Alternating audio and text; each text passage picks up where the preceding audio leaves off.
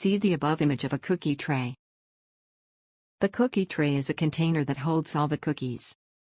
Because it is a cookie tray, only cookies are stored in it. Each cookie in the tray is at a unique position, and we can give numbers to cookies from 1 to 5. Each cookie can be picked up by its numeric position, like if you want to eat cookie number 3, then pick the cookie at 3rd position. Now, imagine you want to create such kind of cookie tray in computer's world which will help you to store similar kind of values, i.e. only cookies, and you can access these values whenever you want. How do you think this can be achieved using C? The answer is by using an array. Let's see how it's done. An array is nothing but a container which helps you to store similar kind of values, i.e. values of the similar data type. The values in the array are called elements. You can access each element by its unique position in an array whenever you want. This unique position is called index. Indexing in an array always starts from 0. This means that element 0 of the array is actually the first element of the array. The number of elements an array can store is called its array size. Therefore, the last element in the array is at index array size -1. Think about a tray with 3 cookies. What is the index of the last cookie, if the first one is 0 and the second is 1?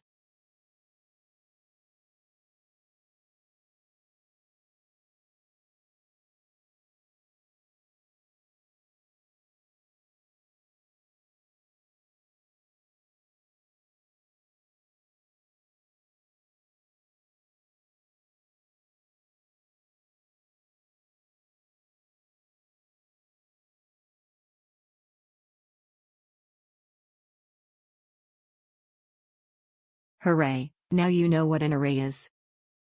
Let's see how you can program a computer to use an array. Creating an array is divided into 2 parts, array declaration and array initialization.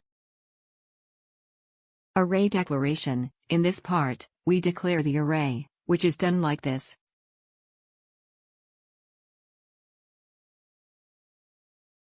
Data type: here you write what type of element you want to store in an array.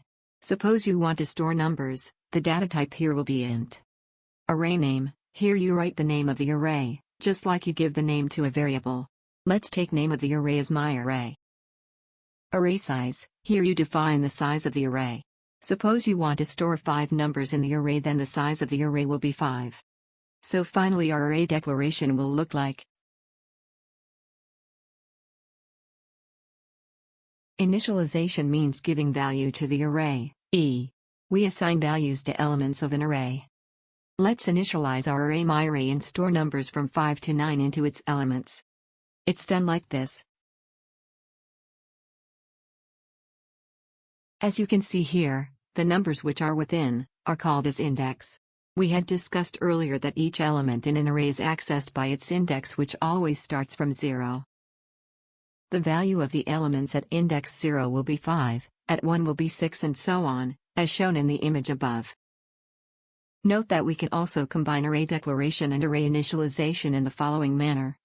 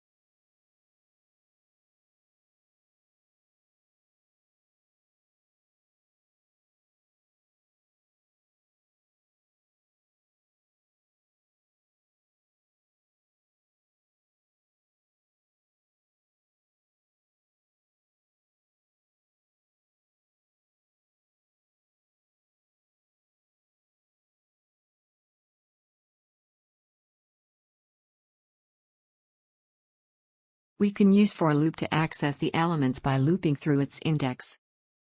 See the below example.